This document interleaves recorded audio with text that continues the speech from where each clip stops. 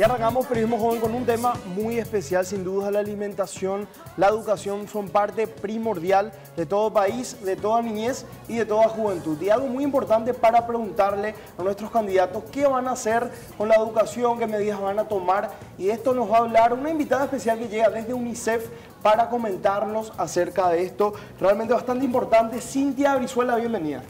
Muy buenas tardes, gracias por compartir con nosotros, con UNICEF, este espacio. Es un placer estar aquí y de hecho hablar de lo que significa educación en nuestro país no es solo un cliché, no tiene que ser solo un eslogan de una campaña, tiene que ser realmente una cuestión de Estado, una preocupación real de todos en Paraguay, porque estamos hablando que solo 4 de cada 10 terminan la educación media en nuestro país. Totalmente. Y justo en estos días contamos con la participación de gente desde Colombia, vino un vicerrector de una universidad, hablamos de la educación en Paraguay, en Latinoamérica, y sin dudas debería ser prioridad para todo gobierno. ¿Cómo nace esta campaña y cómo se está ejecutando? Sí, bueno, esta campaña Preguntarle a tu candidato es la segunda edición, digamos, de UNICEF. En el 2013 también se hizo esta campaña Preguntarle a tu candidato. A raíz de eso se conformó como un frente por la niñez y se firmaron 20 compromisos por la niñez. Este año, en estas elecciones, la campaña tiene un foco especial en los desafíos de la educación secundaria en el país.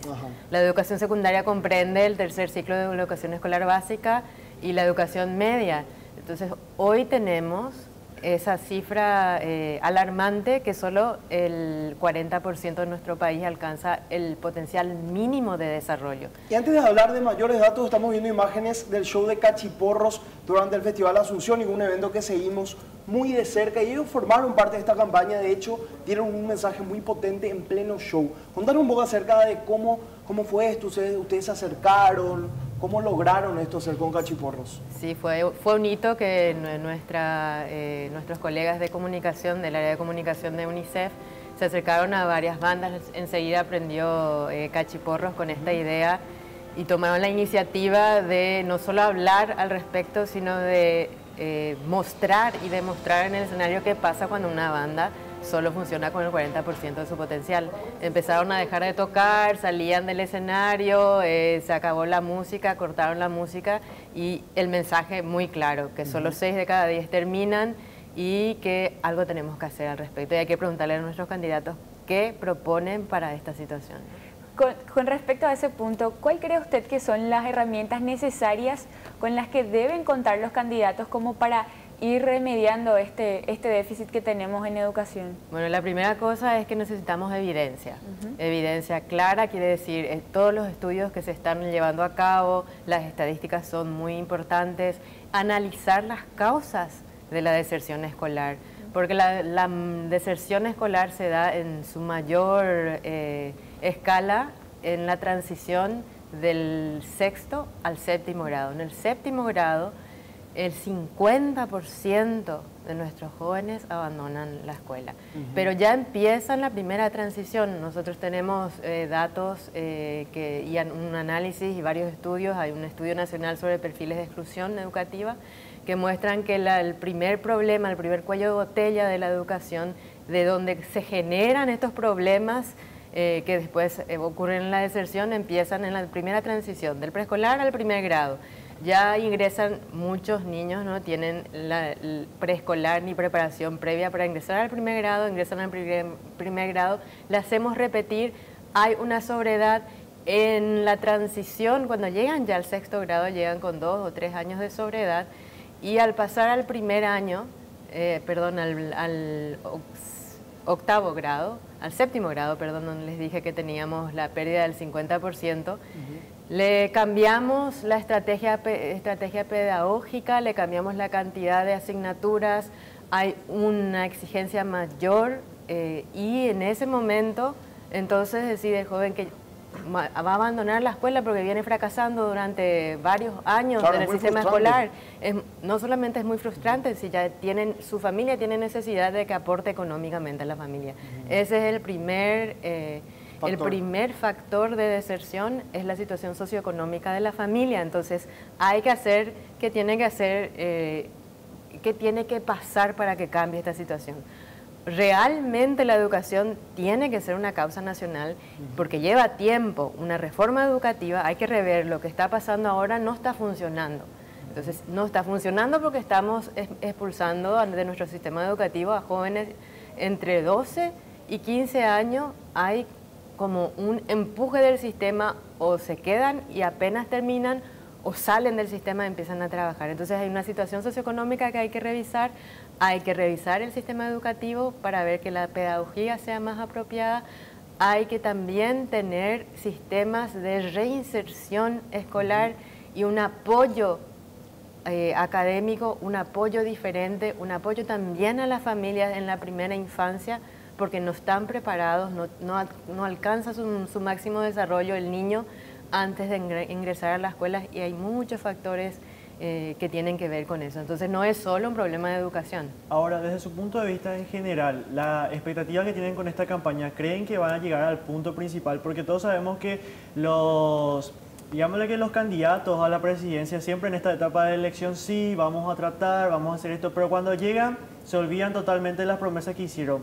¿Cuáles van a ser sus herramientas, en este caso, para tratar de llegar a estas personas, o sea, a los candidatos? La herramienta más importante es la comunicación y realmente la herramienta más importante en este momento es el voto de todos. Sí.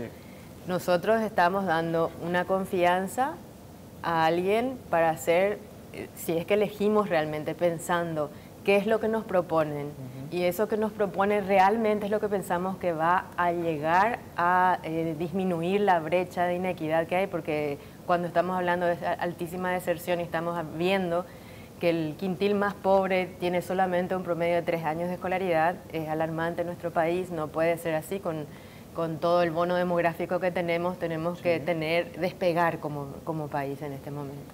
Entonces, si nuestro candidato nos dice, esta es mi propuesta y yo conscientemente voy a votar por esa propuesta, también voy a exigirle. Lo que nosotros queremos es la participación de todos. Todos tenemos que exigir lo que votamos, ¿no? El voto de confianza es muy importante. Esa es la primera cosa, tenemos que ir a votar. Sí. La segunda cosa es que tenemos que participar, y los espacios de participación y de diálogo organizados en temas de seminarios, foros, talleres, son muy importantes para la participación. De hecho, después de lo del Asunciónico, hicimos un seminario con invitados internacionales donde estuvieron 4 expositores de 4 diferentes países, exministros, exviceministros, que implementaron reformas como en Chile, como en Perú, como en Uruguay, como en Argentina, para poner y evidenciar cuáles son esos procesos de reforma, no para copiarlos, ¿no? Porque nuestra situación en nuestro país es muy particular. Tenemos una X cantidad de pobreza, entonces ese es un factor importante para tener en cuenta en el diseño de una reforma educativa. Cuáles son las transferencias condicionadas, como el programa Tecoporá, por ejemplo, que tiene un condicionamiento de educación. ¿Cuáles son esos condicionamientos? ¿Cómo hacemos el seguimiento entre todos para que todos estén en la escuela? No tenemos, por ejemplo, datos concretos de cuántos niños con discapacidad están fuera de la escuela. O sea, todos somos todos, no solo algunos. Cintia, y a partir de los datos que estuvieron recabando y los estudios, ¿existe realmente algún candidato que se tome en serio la educación? Sin hacer apología, sin hacer menciones, pero a simple vista no vemos que sea prioridad para ninguno. Bueno, en estos días, no quiero atribuir solo a la campaña de UNICEF, pero en estas últimas 2 semanas estuvimos viendo que ambas campañas, ambos candidatos más fuertes, digamos, están haciendo propuestas sobre educación, inclusive firmaron diferentes tipos de acuerdos, convenios, hicieron una demostración, claro que es una demostración de intención política, de tomar en consideración eso, y están usando más, digamos, la palabra educación. No puedo decir este candidato ni este otro porque todavía no vimos la propuesta completa. Claro. Desde ayer creo que empezaron a presentar en diferentes programas su propuesta de educación. Hay que decirlo, es como una respuesta también a este pedido que hoy por hoy es público. Sí, y que tiene que ser de todos. O sea, realmente cuando nosotros votamos por políticas públicas y políticas de Estado. O sea, la educación, reitero, no va a ser de un solo gobierno. Chile es un ejemplo muy claro. La reforma educativa de Chile que tiene una reforma de docente, una reforma joven y un impulso de la educación superior. En este momento inició en el primer gobierno de Bachelet, continuó Piñera, de otro partido, de otra ideología política, volvió a tomar Bachelet, se implementaron más reformas y ahora este nuevo gobierno de Piñera sigue con la reforma educativa. Eso se llama política de Estado, ¿no? Entonces, sí. No, sí, no.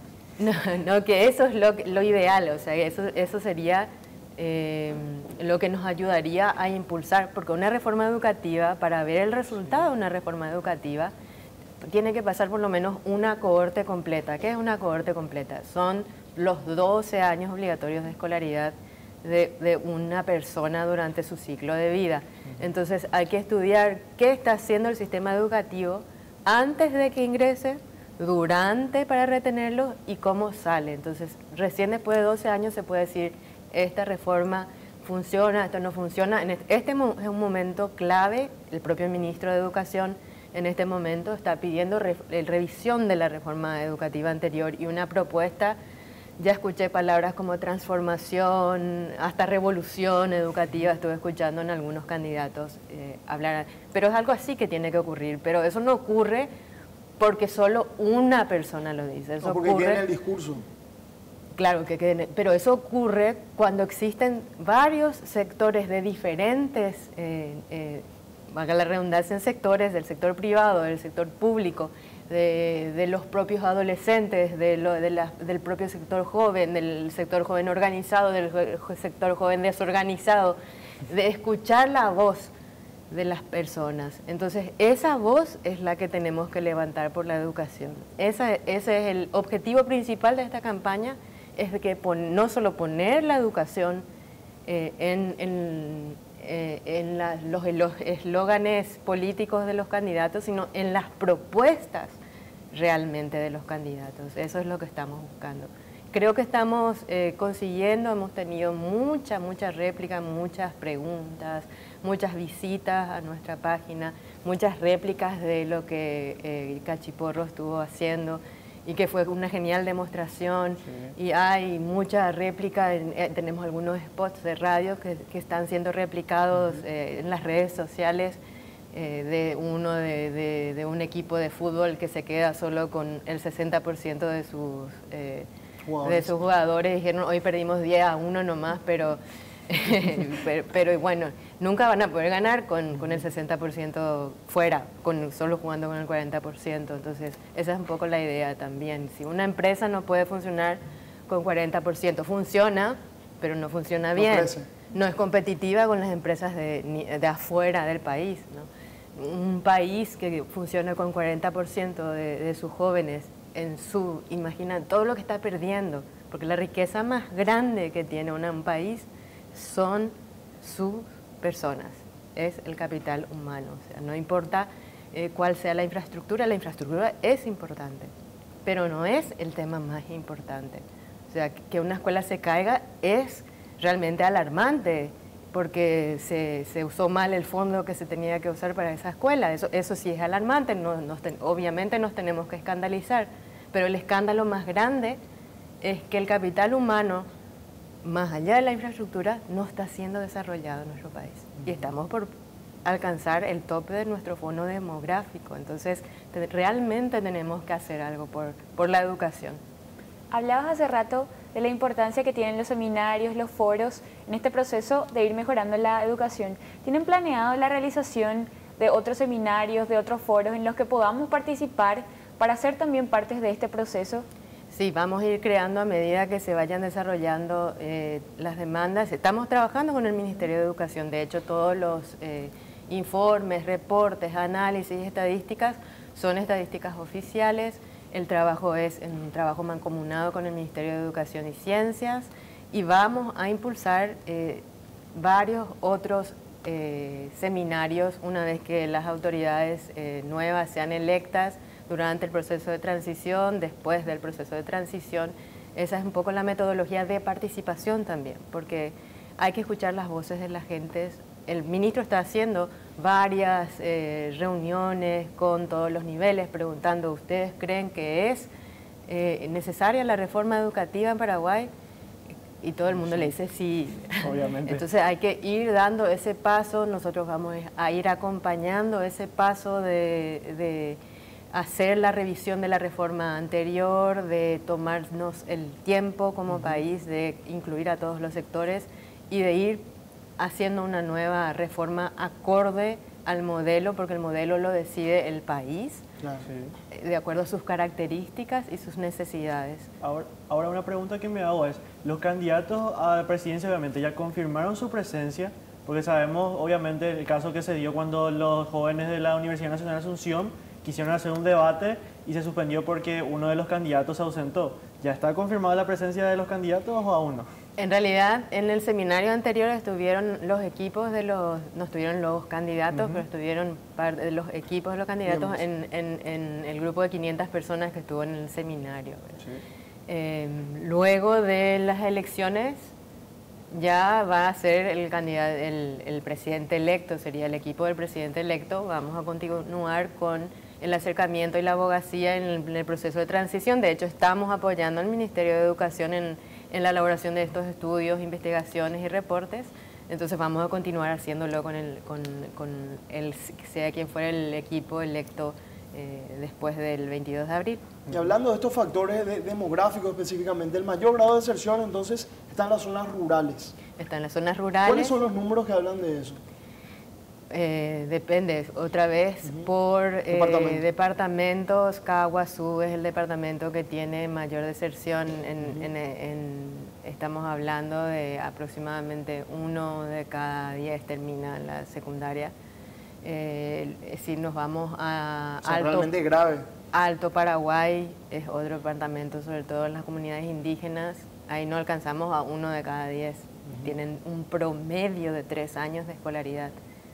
Entonces es casi 0 de cada 10 termina en la secundaria. Entonces realmente es grave porque estamos con esas cifras donde se demuestra mucha inequidad todavía. Lo que se hizo bien en la reforma anterior es el acceso, la universalización de la educación, es decir, que llegó a todo el país, todos pudieron entrar al primer grado, se extendió bastante el preescolar también. No todo el mundo aún hoy entra al preescolar antes del primer grado, entonces ahí hay como una brecha de preparación para entrar a la escuela.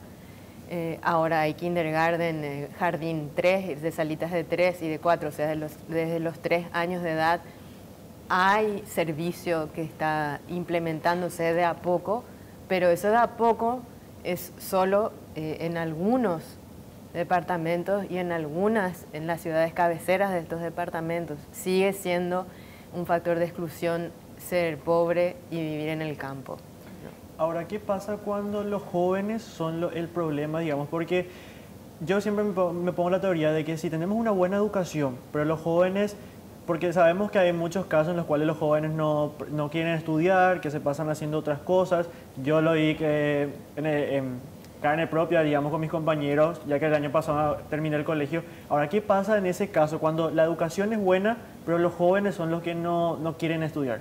Bueno, quiere decir que el estatus que se le da a la educación en ese caso no es el que sería óptimo. Si en nuestro, te lo pongo de otra manera, si en el medio o el entorno en donde se mueve ese joven que no le gusta estudiar, que apenas pasa y que realmente porque los padres le empujan o porque es de clase media alta o clase alta, el quintil más rico del país, se va arrastrando los pies y no encuentra nada interesante.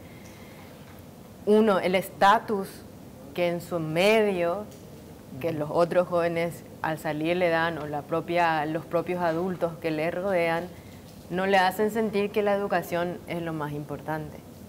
Entonces, no le estamos dando prestigio a la educación, eso quiere decir. Entonces, no importa si te recibís con un promedio de 1,5 o con un promedio de 5, entonces no importa para el país, igual vas a tener el trabajo después al salir de la secundaria, igual vas a poder tener ayuda e ingresar a alguna universidad.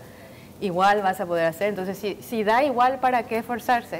Sí. Entonces, ese si da igual es cultural. Entonces, eso también tiene que ser una causa nacional. No nos tiene que dar igual si terminamos o no.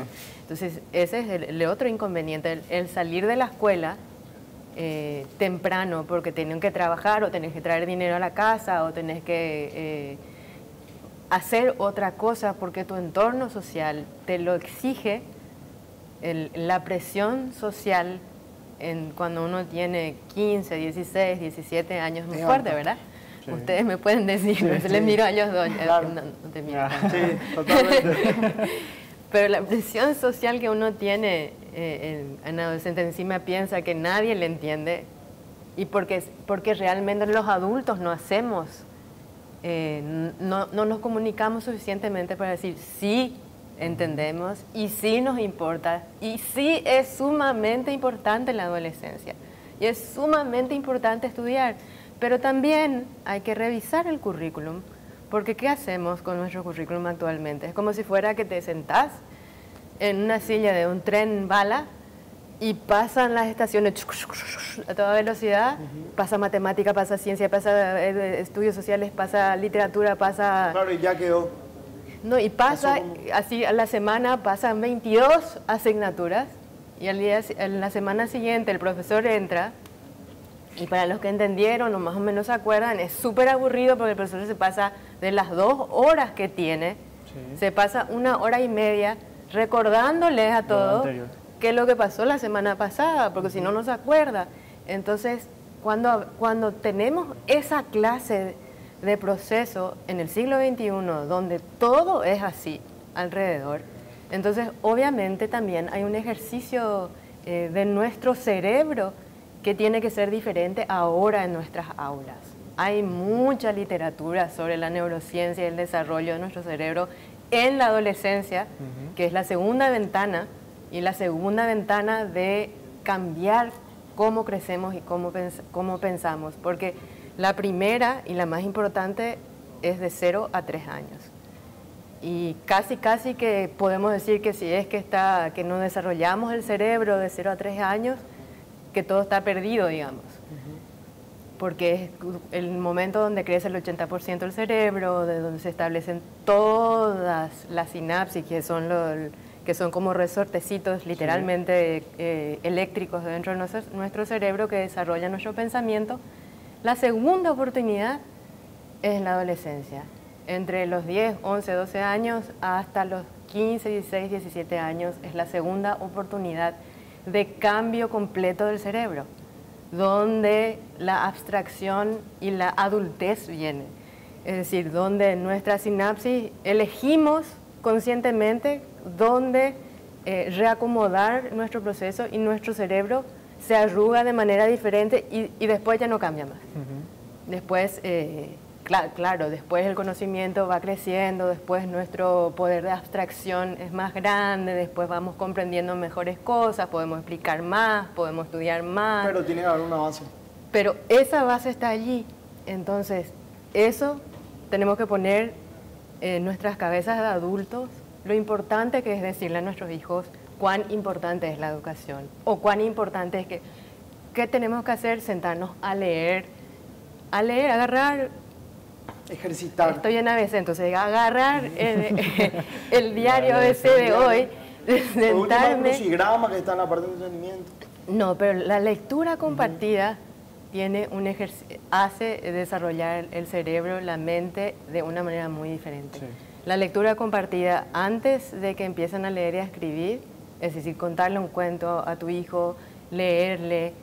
¿Sabías que en Paraguay 8 de cada 10 niños no tienen libros en su casa? Triste.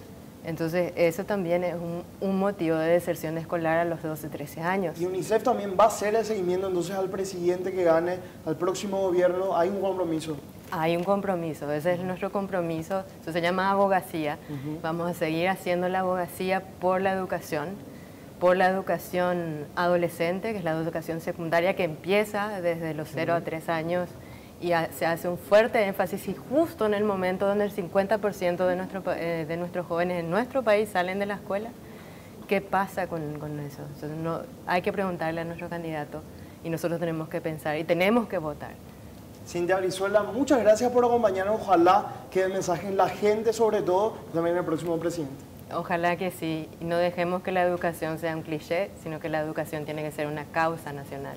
Esperemos que sí, entonces a pensar en quién votar, a fijarse en las propuestas y ir con conciencia, sobre todo a participar de las próximas elecciones. Nos vamos a la pausa y lo vemos con mucho más acá este viernes en Periodismo Pura.